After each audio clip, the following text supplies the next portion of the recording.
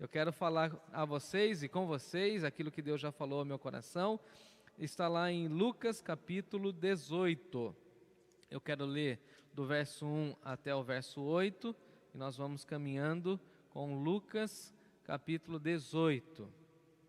E você pode aí se inscrever no nosso canal, você pode compartilhar essa transmissão, você pode participar aí dos comentários, fique à vontade, mande aí o seu recado, tá bom? Lucas capítulo 18, o nosso tema hoje é orando sem esmorecer. E assim nós vamos estudar essa palavra que o Senhor Jesus, essa parábola que o Senhor Jesus deixou para nós a respeito de oração. Me acompanhe então, Lucas 18, de 1 a 8, diz assim o texto sagrado. Disse-lhe Jesus uma parábola sobre o dever de orar sempre e nunca esmorecer. Havia em certa cidade um juiz que não temia a Deus, nem respeitava homem algum. Havia também naquela mesma cidade uma viúva que vinha ter com ele, dizendo: julga minha causa contra o meu adversário. Ele por algum tempo não a quis atender, mas depois disse consigo mesmo: bem que eu não temo a Deus, nem respeito homem algum. Todavia, como esta viúva me importuna, julgarei a sua causa, para não suceder que por fim venha me molestar, venha ficar me incomodando. Então disse o Senhor: considerai no que diz esse juiz iníquo. Não fará Deus justiça aos seus escolhidos, que a Ele clamam dia e noite, embora pareça demorado em defendê-los? Digo-vos que depressa lhes fará justiça. Contudo, quando vier o Filho do Homem, achará porventura fé na terra? Vamos orar mais uma vez? Senhor nosso Deus e nosso Pai, muito obrigado, Senhor, por essa expressão bíblica, por essa parábola que o nosso Senhor Jesus nos contou e deixou registrada através do médico Lucas, o evangelista Lucas, e pedimos que o Senhor fale ao nosso coração e que possamos extrair lições preciosas dessa porção bíblica. Muito obrigado a Deus porque o Senhor revelou essa palavra e a guardou, a preservou até chegar em nossos dias. Somos gratos ao Senhor e oramos em nome de Jesus. Amém. O Evangelho de Lucas, ele é muito especial para mim, na minha caminhada, por conta de algumas parábolas. Por exemplo, a parábola de Lucas capítulo 15, do filho pródigo, é muito importante na minha caminhada, porque em algum momento da minha vida, da minha jornada, assim como de toda a humanidade, nós saímos e buscamos outras alternativas e depois nós tivemos aquela grande decepção com o mundo, com as questões que o mundo nos oferece, e assim tivemos que cair em si e voltar arrependidos para a casa do Pai.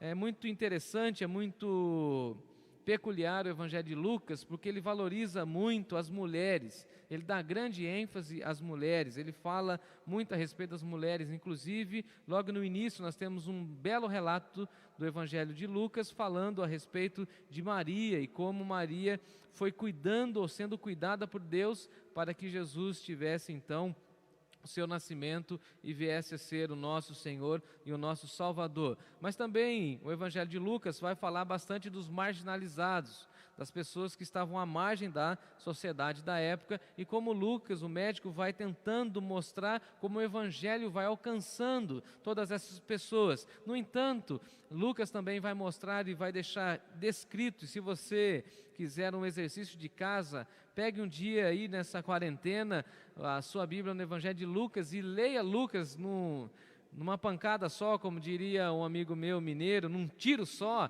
e você vai ver quantas expressões da piedade humana de Jesus nós temos no Evangelho de Lucas. Lucas registra a vida piedosa de Jesus, ele mostra como Jesus tinha uma dinâmica em oração e como Jesus buscava a presença do Pai a todo momento, em todos os instantes. Então Lucas descreve vários momentos, em várias ocasiões, e assim relata basicamente Jesus orando. Lucas é o evangelho que contém muitas parábolas, e aqui nós estamos diante de uma delas, e Depois, na sequência, nós temos a parábola do fariseu e do publicano, que também tem a ver com oração, que nós veremos na semana que vem, mas o Evangelho de Lucas, aqui no capítulo 18, vai falar sobre essa parábola que tem a ver com oração. Então, parábolas são histórias cotidianas usadas de uma maneira bem simples, no entanto, profundas, para falar e ensinar lições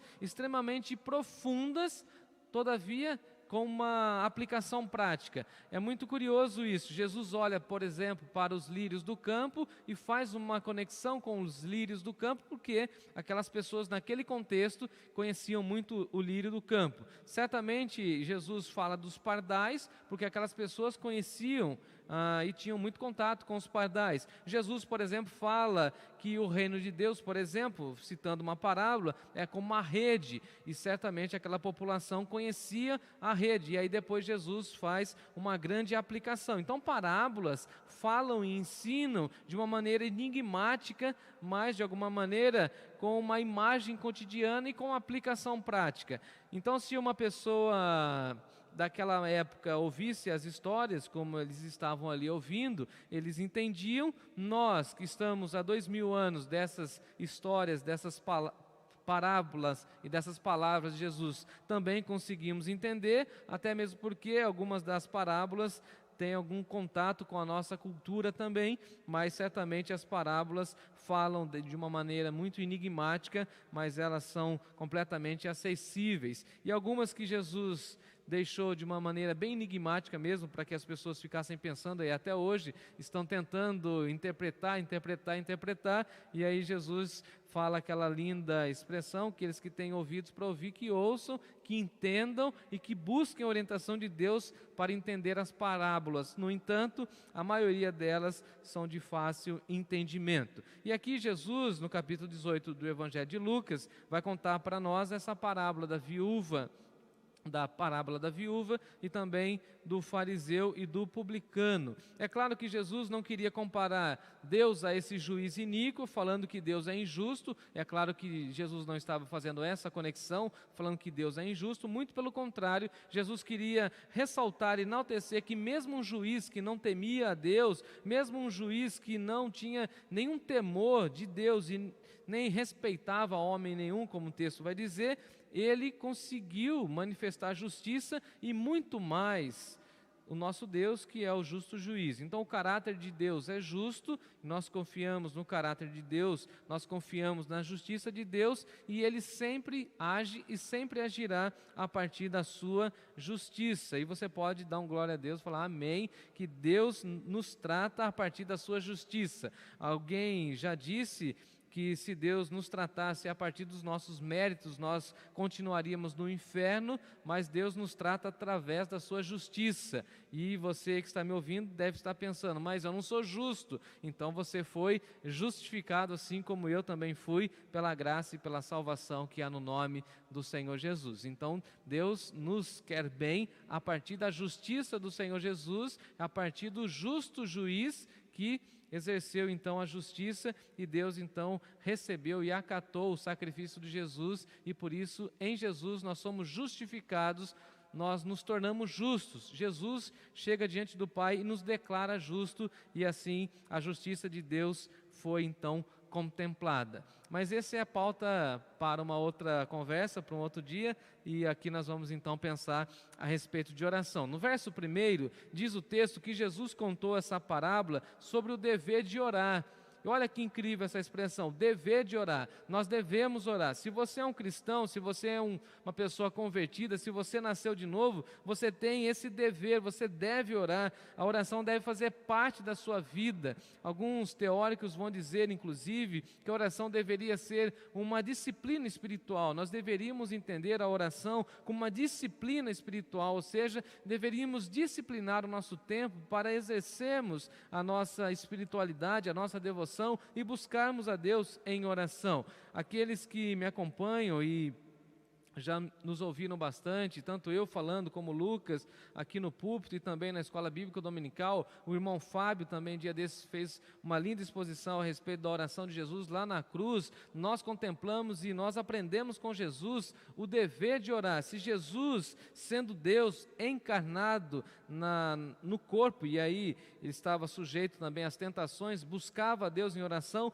quanto mais nós. E aqui nós aprendemos isso com ele. Ele fala que nós devemos orar sempre. E aqui nós já caímos em uma contradição, porque muitas pessoas, infelizmente, pensam que oração é um momento da vida, ou devem orar somente em um momento do dia. Eu penso e vejo que algumas pessoas não têm esse entendimento, que a oração deve percorrer a nossa jornada, deve estar conosco durante todo o nosso dia. Enquanto nós fazemos as nossas atividades cotidianas e rotineiras, nós deveríamos ter a concepção de que nós deveríamos estar em oração ou em atitude de oração, que é uma expressão que os antigos usavam, que nós perdemos no nosso cotidiano. Estar em atitude de oração, porque depois o apóstolo Paulo vai dizer para nós que nós devemos orar sem cessar, ou seja, passar todo dia, todo momento, todo instante em oração, em conexão com Deus, mesmo que os nossos lábios não estejam verbalizando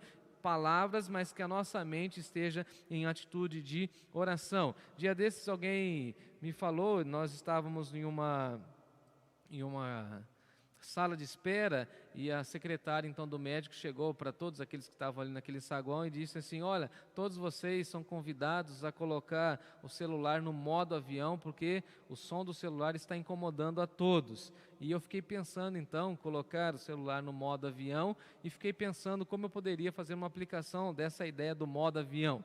E aí então eu fico pensando que nós deveríamos colocar nossa mente em modo oração, ou seja, nós estamos todo o tempo, em todo momento, em oração com o nosso Deus. E também o texto vai dizer para nós, no verso 1, que nós devemos orar sempre e nunca esmorecer. Certamente você que está me acompanhando, você conhece, sabe, está lembrando de alguém que era uma pessoa de oração e que infelizmente ao longo da jornada não conseguiu manter a vitalidade e veio a esmorecer, veio a vacilar. Pessoas que oravam muito e que infelizmente deixaram de crer no poder de Deus, deixaram de crer na esperança ou na expectativa de que Deus está agindo e que agirá de acordo com a sua vontade, e pessoas que assim esmoreceram e que deixaram de orar, deixaram de confiar plenamente no nosso Deus. Então, qual que é o intuito da parábola? Antes de Jesus contar a parábola, ele já dá a chave de interpretação. Jesus queria que nós pensássemos nessa proposta de uma oração contínua, de nós orarmos sempre, e ao mesmo tempo que essa oração contínua viesse nos levar a uma postura de não esmorecer, de não esfriarmos nessa procura a respeito da oração. No verso 2 ele conta então a parábola. Ele vai falar do primeiro personagem da nossa parábola. Havia em certa cidade um juiz que não temia a Deus, nem respeitava homem algum. E aqui nós já entramos em choque, porque no Antigo Testamento, ou conforme a lei do Antigo Testamento, os juízes deveriam temer a Deus. Então esse juiz, parece que ele está fora do padrão, ele está fora da curva. Ele era um juiz que não temia a Deus, porque na cultura antiga tinha-se a ideia, principalmente os judeus, que um juiz tinha que ter muita sabedoria vinda de Deus. E como a sabedoria vem de Deus para a vida de uma pessoa? Através do temor do Senhor. Então um juiz que não teme a Deus seria quase, naquele contexto, quase que uma aberração. Era uma pessoa que estava completamente deslocada daquilo que era de fato a vontade de Deus. Então o juiz, ele tinha por necessidade que ter temor a Deus, porque senão ele não teria sabedoria, e se ele não tivesse sabedoria, certamente ele não julgaria com justiça, com eficácia. Então o texto está dizendo, Jesus está falando, que esse juiz, ele não temia a Deus, ele não respeitava homem nenhum. Olha que incrível, até parece que nós estamos lendo o jornal do dia de amanhã. Um juiz que não respeita homem nenhum. Ele está baseado na legislação, e simplesmente por ele estar numa postura de autoridade, ele não respeita homem nenhum, ele não dá crédito a homem nenhum, ele não ouve ninguém, e assim ele também não teme a Deus. E aí no versículo 3 nós temos o relato da da segunda personagem da nossa parábola, que diz assim, versículo 3: havia também naquela mesma cidade uma viúva que vinha ter com ele, com esse juiz que não temia a Deus e com esse juiz que não respeitava homem nenhum. Se ele não respeitava homem, ele ia respeitar a mulher? Essa é a pergunta do texto. Lembrando que é Lucas que está fazendo isso. Se esse juiz ele não respeita um homem, ele não respeita a figura masculina, e nós sabemos como, infelizmente, as mulheres eram tratadas nesse contexto, os judeus, inclusive, oravam: graças a Deus porque eu não sou um estrangeiro, graças a Deus porque eu não sou mulher, e graças a Deus porque eu não nasci um cão. Essa era a oração de um fariseu. Então, nós estamos diante de uma parábola, de uma expressão bíblica em que um juiz, ele não atendia homens, e simplesmente a pergunta é: ele vai atender a mulher? Ele vai atender uma pessoa que é marginalizada, que é desprezada? Então havia também naquela mesma cidade um juiz que estava ali julgando a todo tempo, e havia também essa viúva. E eu gosto muito de pensar nessa viúva, porque essa viúva, ela nos ensina a orar corajosamente, ou seja, ela busca a Deus e ela busca a figura desse juiz. A busca dela é uma busca corajosa. Agora, repare comigo, se ela é mulher e se ela vai até a presença do juiz, ela tem muita coragem, porque nós sabemos que uma mulher não poderia conversar com o homem. Uma mulher nunca poderia chegar diante de uma autoridade, nesse caso, de um juiz. Outra questão social e cultural da época: uma mulher nunca chegaria na presença do juiz sem a presença de um advogado, principalmente porque a cultura não permanecia, ou não prevalecia dessa forma, não dava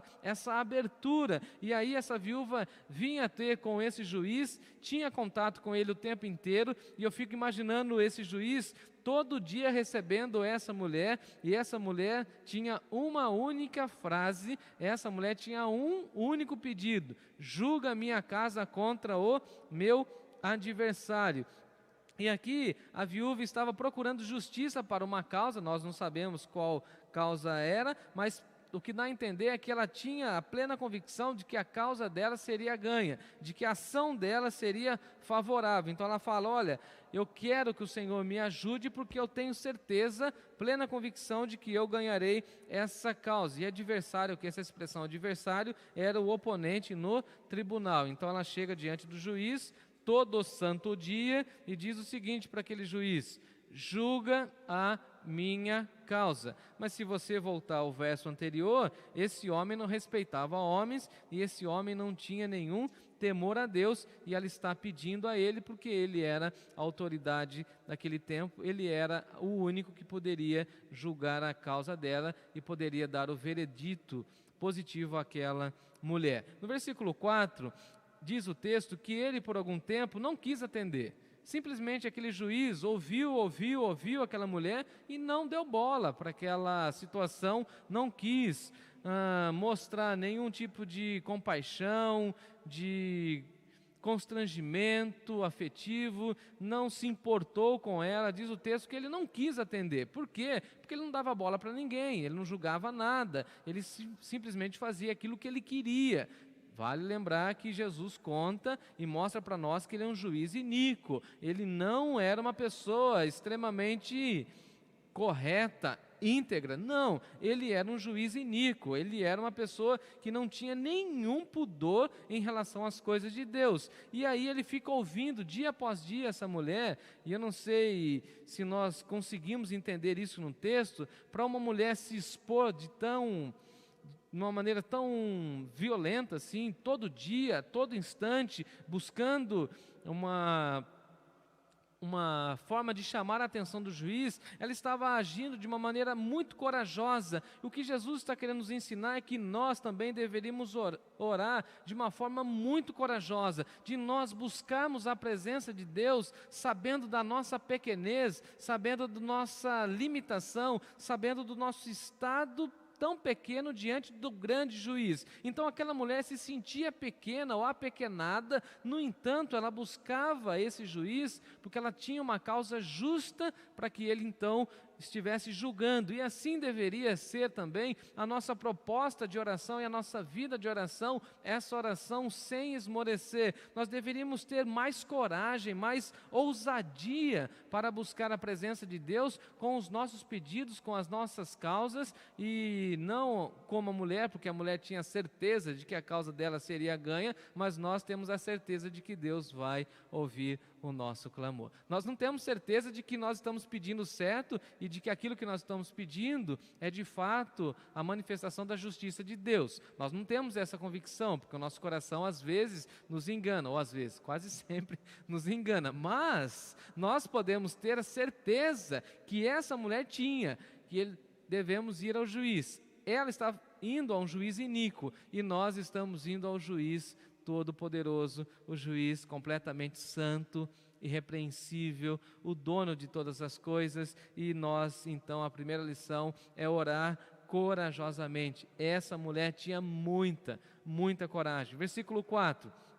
Por muito tempo, ela ia até ele, e depois ele mesmo disse, olha a expressão dele no versículo 4, bem que eu não temo a Deus, ele reconhece isso, eu não temo a Deus, eu não respeito homem nenhum, versículo 5, todavia como esta viúva me importuna, e eu até marquei aqui essa expressão que ele coloca, importunar, essa expressão que vai falar desse incômodo, é alguém que fica de uma maneira persistente pedindo e pedindo e pedindo. Então o que Jesus está nos ensinando é que nós devemos orar de uma maneira perseverante. Se em primeiro lugar nós devemos orar de uma maneira corajosa, corajosamente, em segundo lugar nós devemos orar perseverante. Nós temos que ter o mesmo pedido e sempre aquele pedido até termos a plena resposta de Deus a respeito desse pedido. O pedido dela é o seguinte: julga minha causa, julga minha causa. E o texto não fala quantos dias, mas o texto diz que por muitos dias ela procurava esse juiz. E a minha pergunta para você é essa: há quanto tempo você deixou de orar por várias razões que estavam em seu coração? E a minha pergunta é: você ora de maneira perseverante? Você é perseverante na oração? Você começa clamando por um pedido e só deixa de orar por aquele pedido depois que você recebe uma orientação de Deus, uma resposta de Deus? Amados irmãos, quantas e quantas vezes, infelizmente, nós deixamos de orar por questões extremamente fundamentais, imprescindíveis para a nossa vida. Por quê? Porque nós esmorecemos no caminho, porque nós deixamos de perseverar, nós deixamos de confiar em Deus e crer que Ele, no tempo certo, conforme a Bíblia nos diz, no tempo oportuno, nos dará aquilo que nós tanto precisamos ou pedimos. E aqui a segunda lição é essa: orar com perseverança. Ele está falando o seguinte: olha, eu vou resolver a situação dessa mulher porque ela está me importunando. Ela fica pedindo a mesma coisa o tempo todo, todo dia, eu não aguento mais. Não é porque ele era justo, até porque o texto fala, e Jesus é muito sábio, fala que ele é um juiz iníquo. Ele não tinha equidade para julgar. Ele está julgando a causa da viúva por conta dessa importunação, porque ele não aguentava mais. Eu não sei se você já passou por uma situação dessa, em que alguém fica pedindo uma coisa muito tempo, e você chega um momento que não sabe mais o que falar, não sabe mais o que dizer, e você acaba cedendo à pessoa, porque essa pessoa fica falando tanto naquela coisa que você não aguenta mais. Eu gosto muito de boné, todo mundo sabe disso. Eu tinha um boné e tinha um amigo meu que toda vez que ele me via com aquele boné, ele falava: nossa, eu preciso desse boné. Até um dia que eu não aguentei mais ficar com aquele boné, eu precisei dar para ele, porque assim, ele foi tão perseverante, ele foi tão perspicaz também, é claro, e ele ficou perseverando, e eu fiquei constrangido e precisei entregar para ele o boné. E até hoje, agora, quando eu olho para ele com o boné, eu falo assim para ele: nossa, mas esse boné é muito bonito, e agora estou tentando dissuadi-lo a devolver. É isso aqui que a mulher estava fazendo. A mulher fica pedindo, perseverando com a sua causa. E a minha pergunta é o seguinte: você persevera na sua causa? Você luta pela sua causa? Você tem convicção de que aquilo que você está pedindo é justo diante de Deus? Eu sei que algumas vezes as pessoas chegam a dizer que nós devemos deixar de orar porque Deus não respondeu. E tem muitas respostas de Deus que inclusive nós não veremos em vida. Tem muitas coisas que Abraão, por exemplo, recebeu como promessa e não viu todas as promessas em vida. Inclusive tem uma música muito herética, diga-se de passagem, que diz que eu não morrerei enquanto eu não ver todas as promessas de Deus. As promessas de Deus nós veremos na eternidade, todas elas. Mas enquanto aqui estivermos, nós precisamos ter perseverança. Por exemplo, eu ainda não tive a grata alegria de ver o meu pai e algumas das pessoas que mais eu amo rendidas ao Evangelho. E a minha pergunta para mim mesmo sempre é essa: eu vou deixar de orar por elas? É claro que não. Então, em segundo lugar, nós precisamos aprender a orar de maneira perseverante. E aqui o texto vai dizer para nós, no versículo 5, que ele então, o juiz fala o seguinte: eu julgarei a sua causa para não suceder que no fim, por fim, ela venha molestar-me, ela venha falar mais e mais, ela fique atrás de mim com essa causa, com essa busca pela justiça. Versículo 6, então disse o Senhor Jesus, considerai no que diz esse juiz iníquo. Ou seja, prestem atenção naquilo que esse juiz iníquo fez e pôde realizar através dessa ação de julgar a sua causa, a causa daquela mulher. Então Jesus nos chama a levar em consideração a ação daquele juiz iníquo. Então Jesus mostra como um juiz iníquo consegue agir com justiça e muito mais a Deus que vê todo o nosso coração, que conhece o nosso interior e sabe todos aqueles que o buscam com um coração sincero. Se um juiz iníquo, que não se importava com viúvas, que não se importava com homens, que não tinha nenhum temor a Deus, é capaz de fazer justiça, quanto mais o justo juiz, o Deus eterno. E aqui então, eu e você somos chamados a confiar plenamente no Senhor e depositar a nossa oração, a nossa confiança de uma maneira perseverante, de uma maneira corajosa. Busque o Senhor em oração de uma maneira corajosa. Peça a Deus aquilo que está dentro do seu coração e Ele vai falar se isso está de acordo com a vontade dEle ou não. Ore a Deus de uma maneira perseverante, porque Jesus está falando, se até um juiz iníquo conseguiu manifestar justiça, quanto mais o nosso Deus e Pai, o justo juiz. E aí nós temos a expressão de Jesus no versículo 7, não fará Deus justiça aos seus escolhidos. Deus não vai se manifestar de uma maneira justa com os seus escolhidos, e a pergunta é sempre assim: se Deus é o nosso Pai, não nos dará coisas boas a partir do seu referencial, do seu caráter e da sua justiça? Deus quer nos abençoar sim.